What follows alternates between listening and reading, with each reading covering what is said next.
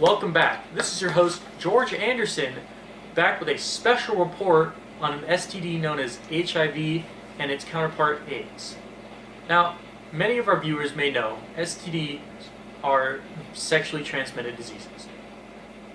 And one of the most serious STDs is HIV. Thanks, Greg.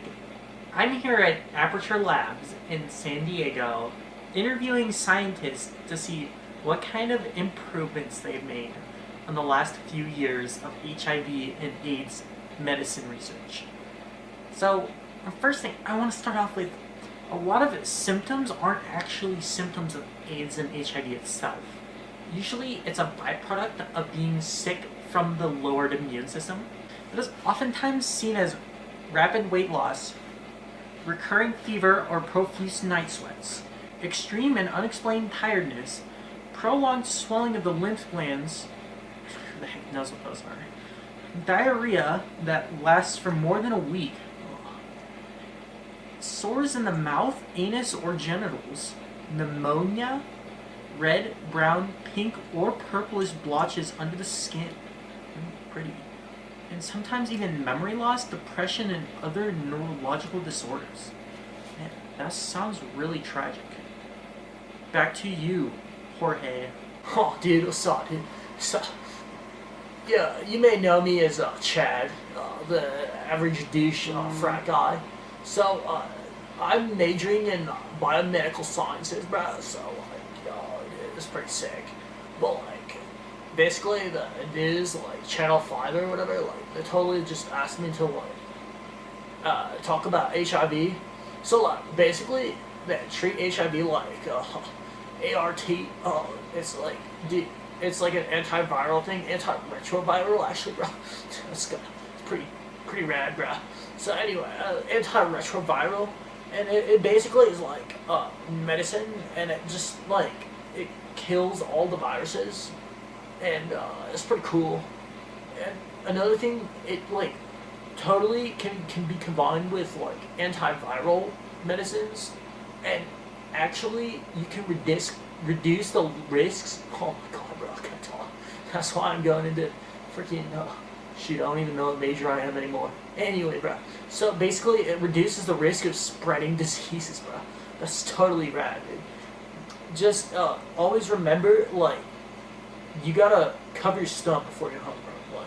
That's the main way, because bodily fluids, the only bodily fluids that contain it are blood and semen, bro. Vagina juice. Actually, just vaginal secretions. I should probably cut that out. Oh well, dude. Breast milk. Oh, but the list is just really short. It's all sexual stuff. You know what I'm saying? So you just gotta make sure before you tack it, you gotta wrap it, bro. Wrap your whack. That's all I'm trying to say. You know, when in doubt, shred your spout, bro. Totally. Because in order for the HIV to be transmitted, it has to be present, and it has to be through sex, bro. So if you block sex, dude, then you're totally rad, bro. Obviously, all types of sex. So that means even oral sex. That's right, broskies. That's not good. That's why abstinence is king. But just in case, don't be a lover. Cover your boner, bro. Anyway, you could also get HIV by sharing needles, because let's be honest, needles are gross anyway. You can also totally get HIV from tattooing yourself. That's why you always go to the best tattoo shop in town. You know what I'm saying? Yeah, bro. I think you do. Catch my drift, bro. Dude, there's just all kinds of stuff. Basically, just don't get HIV blood in your blood. On top of that, you can't get HIV from saliva. That's pretty rad, bro. You can't even get it from hugging, kissing, or even shaking hands, bro. That means you can shake hands with HIV people. That's pretty rad. They're not aliens. Are they aliens?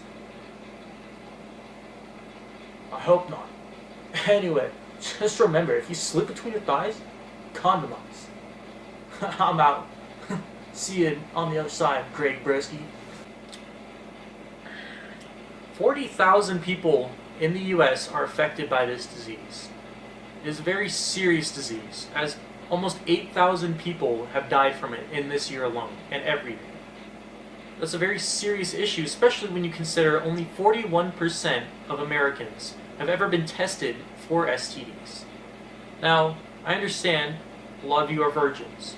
However, make sure your partner is safe, regardless of what they say. And always use a condom. Please. Wrap your willy, don't be silly. Thank you. Have a good night.